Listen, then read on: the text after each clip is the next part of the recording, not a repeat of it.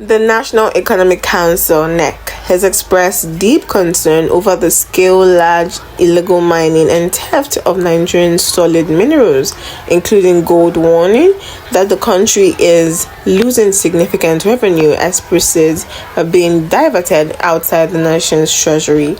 To tackle the issue, NEC has extended the mandate of the committee to crude oil on crude oil theft and pipeline vandalization, chaired by Imo State Governor Senator Hope Uzodinma, to also investigate illegal mining activities in the solid minerals sector.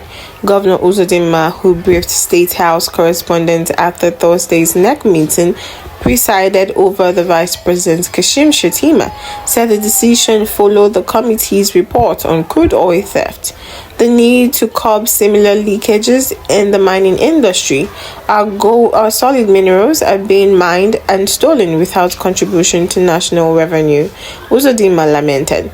NEC has directed our commitment to work and relevant agencies to ensure that resources such as gold and other minerals are properly accounted for.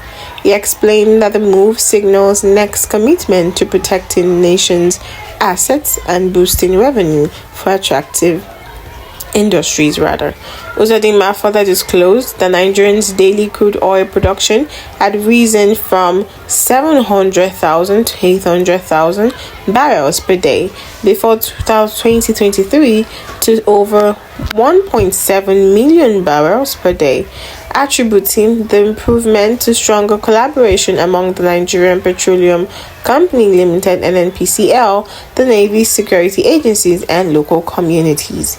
He noted that the newly expanded inter-ministerial commitment would now focus on both oil and solid minerals, working closely with key agencies to enhance monitoring, licensing, and revenue collection. The governor emphasized the need to tighten surveillance across export routes to deter illegal shipment and safeguard production facilities. It is in the same concern about illegal mining and the theft of our solid minerals without proper documentation or contribution to nation's revenue that informed the NEC decision today. He said, "We would explore all avenues to ensure accountability and transparency in this sector."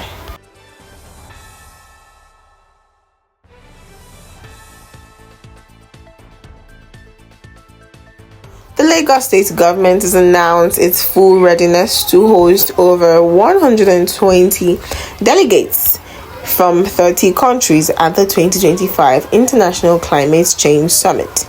As the state intensifies the effort to transform its coastal challenges into economic and ecological opportunities, commissioners for the environment and water resources, Tokunbo Wahab, disclosed this during a World Press conference held at the Eco-Atlantic Corporate Office, Victoria Island, ahead of the 11th edition of the Lagos International Climate Change Summit. It was accompanied by the Special Advisor on Environment, Olakule Rotimi Okodu. Themed Blue Economy, Green Money Financing Africa's Coastal Resilience and Ocean Innovation. The summit is expected to attract global CEOs, investors, policymakers, and climate innovators. According to Wahab, Lagos aims to position itself as Africa's climate capital by investing heavily in coastal defenses, flood management systems, renewable energies, and circular economic projects. Through this summit, we are sending a clear message to the world. Africa is not waiting to be rescued. We are ready to lead, Wahab stated. He emphasized that the gathering will serve as a strategic platform for government, scientists, investors, and development partners to design practical, bankable climate solutions. Key international collaborations include the International Finance Corporation (IFC), the Africa's Development Bank (AFDB), and the United Nations Development Programme (UNDP). In preparation for the event, Wahab, alongside other state executive and the chairman of the 57 local government areas and local council development areas (LCDAs), held a strategic meeting in Ikeja to advance Lagos' goal to achieving a cleaner, greener, and flood-free environment. The commissioners also reviewed plans to decommission the aging Olusosun and Solus 3 landfills while expanding operations at the Ekpe landfill to enhance waste management efficiency across the state.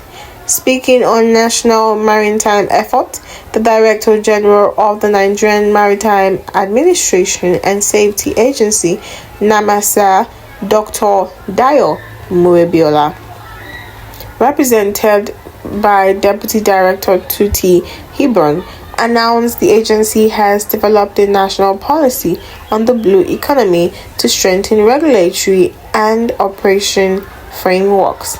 Similarly, Perry Ede, Development Director of Eco Atlantic City, represented by Joanne Fabikun, highlighted the Great Wall of Lagos as a major coastal defense project safeguarding Victoria Island and Lekki from ocean surge, a model of infrastructure resilience that aligns with Summit's objective.